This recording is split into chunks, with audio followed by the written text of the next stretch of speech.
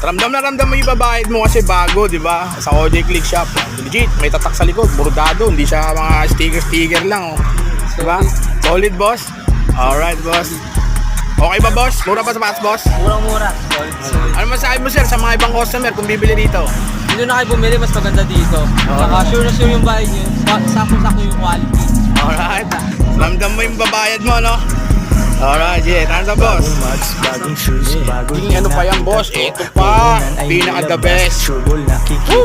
Babes. Oh, babes, tara. Maganda ba yung sapatos, boss? Kaya boss, Oh, di ba? Pinakamura sa pinakamura, OJ Click Shop, di ba? yung Dito lang. quality niya. Ano masabi mo sa sapatos, boss?